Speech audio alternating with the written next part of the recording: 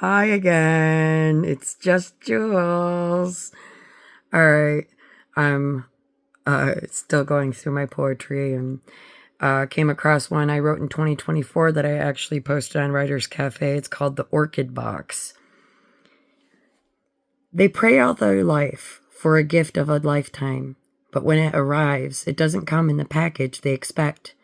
Battered and bruised, dents in corners, the orchid paint flaking off onto their hands and quickly shake off in disgust and out of embarrassment.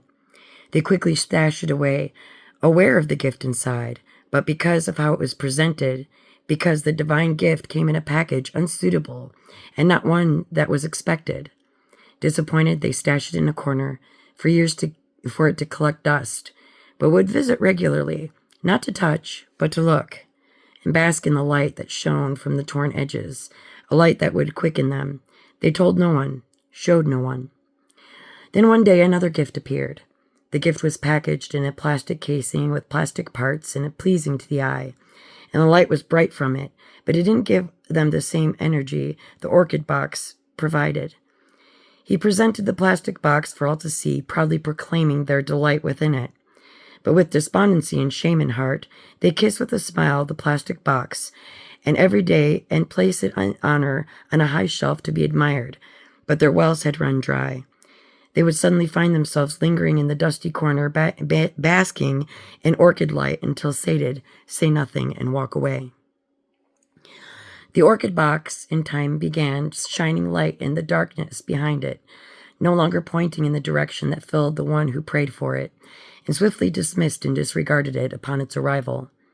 Miraculously, they peered down and find the dents had mended, the holes closed as they were pieced over and filled with thick layers of dust, and the filth they piled atop out of spite, anger, embarrassment, and ill-placed offense, when finally they presented it to the world, like cruel, malicious stand-up comedy routine.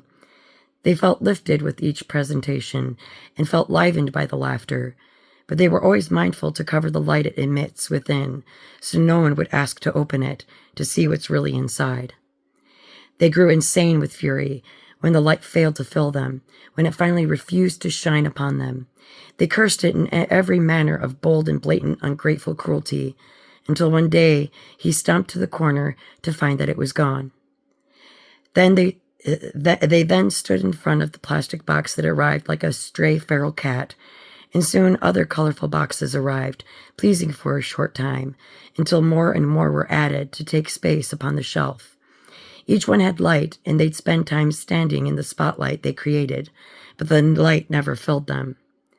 Until one day, nothing did. That was the day they realized the light from the peeling orchid box beheld the pure light of the moon that gave life to the night. Others simply had a flashlight strapped to their backs, and the light dimmed from them entirely as one by one the batteries quickly ran out.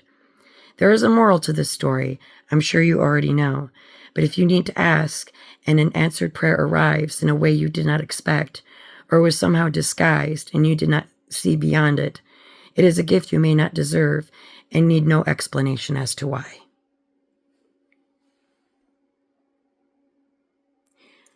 And that is The Orchid Box. I wrote that in 2024. So thank you for listening. And, well, I mean, you know what? Maybe I'll read one more. The Orchid, well, no. I'll save another one for later. I'm done for the night. I actually got to get writing. So let me know what you think in the boxy thing below where people write comment things. Have fun with that. I'll talk to you later. Like, comment, share, subscribe. Bye!